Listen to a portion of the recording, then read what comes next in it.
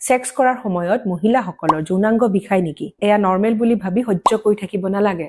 এই বিষৰ বহুতো কাৰণ থাকিব পাৰে। কেতিয়াবা কাৰণটো অতি সাধাৰণ, যেনে শৰীৰটো সম্পূৰ্ণৰূপে সেক্সৰ বাবে ৰেডি হোৱা নাই, ভেজাইনেল লুব্ৰিকেশ্যন কম হ'ব পাৰে আৰু তাৰ ফলত ডিসকমফৰ্ট বা পেইন হ'ব পাৰে। ষ্ট্ৰেছ, ভয়, এংজাইটিও শৰীৰৰ মাংসপেশীক টান কৰি তুলিব পাৰে আৰু যাৰ ফলত বিষ বেছি অনুভৱ হ'ব পাৰে। কিন্তু কেৱল এইবোৰে কাৰণ নহয়। যৌনাংগৰ infection, ইৰিটেশ্যন, এণ্ডোমেট্ৰিয়ছিছ, ovarian চিষ্ট, pelvic floor muscle problem, এনে কিছুমান স্বাস্থ্যজনিত কাৰণৰ বাবেও ছেক্স কৰাৰ সময়ত বিষ হ'ব পাৰে। আৰু এটা গুৰুত্বপূৰ্ণ কথা, বিষ ক'ত হয়?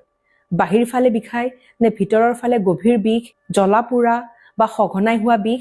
প্ৰত্যেকৰে কাৰণ বেলেগ বেলেগ হ'ব পাৰে। তেন্তে কি কৰিব? এনেকে বিষালে জবৰদস্তি ছেক্স নকৰিব।